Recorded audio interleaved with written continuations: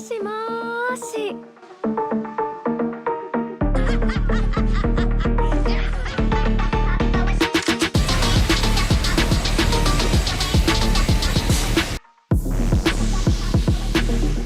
Long awaited new saga TV anime आखिरकार वापस track पर आ गया है।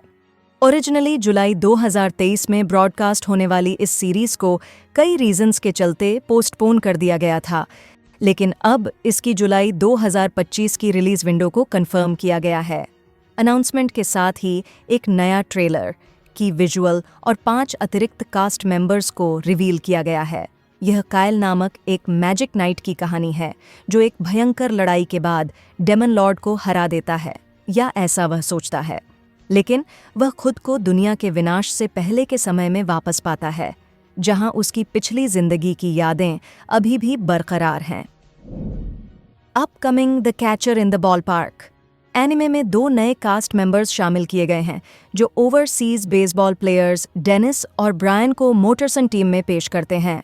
कहानी एक प्रोफेशनल बेसबॉल स्टेडियम में बियर बेचने वाली ग्यारू की है, जो अपने हंसमुख और जेन्युइन पर्सनालिटी से अपने आसपास के लोगों को अट्रैक्ट करती है।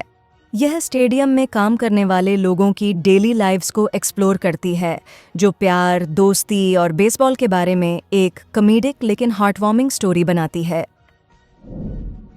Anime film make a girl का ऑफिशियली पिछले शुक्रवार को जापानी थिएटर्स में प्रीमियर हुआ और इस ओकेजन को मार्क करने के लिए एक स्पेशल रिलीज डेट ट्रेलर को अनवेल किया गया है। गेनशो यासुदा द्वारा निर्देशित यह फिल्म नियर फ्यूचर वर्ल्ड में सेट है, जहां एक जीनियस साइंटिस्ट अकीरा मिजुतामारी रोबोटिक्स में अपनी सफलता के बावजूद खुद को कहीं अटका हुआ पाता है। एक दोस्त के सजेस्शन पर वह एक गर्लफ्रेंड बनाकर अपनी लाइफ को पावर अप करने का फैसला करता है, जिससे एडवांस्ड एआई के साथ एक आर्टिफिशियल बीइंग नंबर 0 का जन्म होता है। हालांकि जैसे ही नंबर 0 अपनी प्रोग्रामिंग से परे इमोशंस को डेवलप करना शुरू करती है, वह प्यार, एग्जिस्टेंस और अपनी खुद की आइडेंटिटी के मतलब के साथ स्ट्रगल करती है। वंस अपॉन अ विच's डेथ का पहला ऑफिशियल ट्रेलर रिलीज किया गया है, जो 1 अप्रैल को प्रीमियर कंफर्म करता है। साका और चोरेफुजी के लाइट नॉवेल से अडेप्टेड कहानी मेघ की है, जो एक यंग विच है जो अपने 17th बर्थडे पर जानती है कि उसके पास जीने के लिए सिर्फ 1 साल बचा है।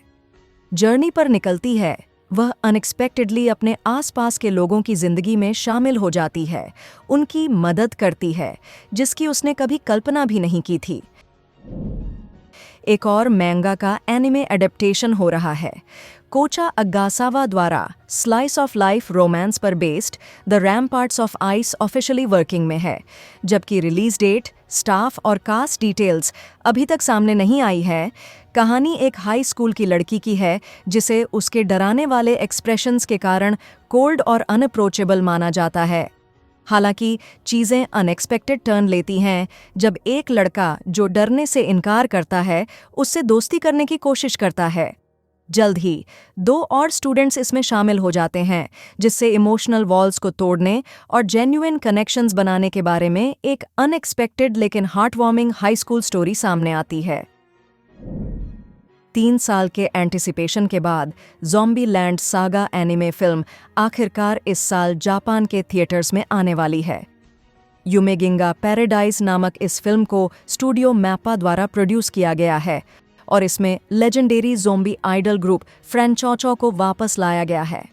रिलीज विंडो के साथ एक किक ऑफ ट्रेलर और नया की विजुअल सामने आया, जिसमें टैगलाइन थी, everyone were back.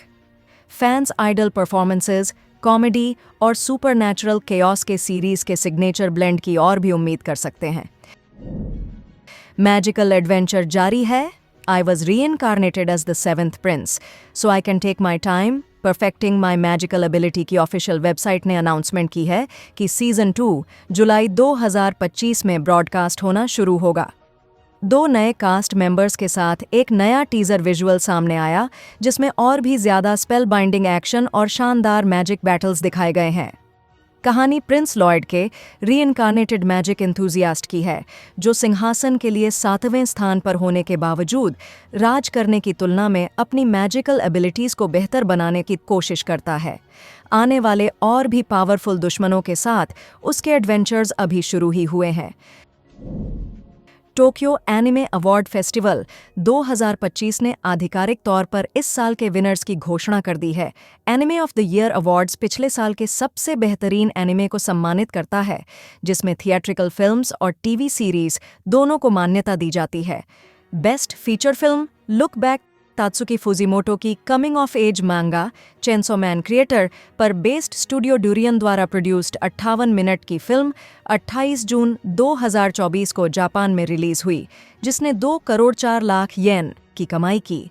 Best TV series Frieren beyond journey's end Kanehito Yamada और त्सुकासा आबे की फैंटेसी मंगा से अडेप्टेड सितंबर 2023 से मार्च 2024 तक 28 एपिसोड्स के लिए ब्रॉडकास्ट सीजन 2 पहले से ही प्रोडक्शन में है। Anime fan award the birth of Kitaro the mystery of Gegege 21,316 fan votes के साथ जीता। नवंबर 2023 में एक PG-12 वर्जन रिलीज किया गया, उसके बाद अक्टूबर 2024 में R15+ वर्जन जारी किया गया। कंबाइंड बॉक्स ऑफिस रेवेन्यू 3 अरब येन से ज़्यादा है। इस वीक की एनिमे न्यूज़ के लिए बस इतना ही। हमें कमेंट्स में बताएं कि आप किस अपडेट के लिए सबसे ज़्यादा एक्साइटेड हैं, और एनिमे अपडेट्स के अपने वीकली डोज के लिए लाइक, शेयर और सब्सक्राइब करना ना भूलें। अगले संडे को मिलते हैं।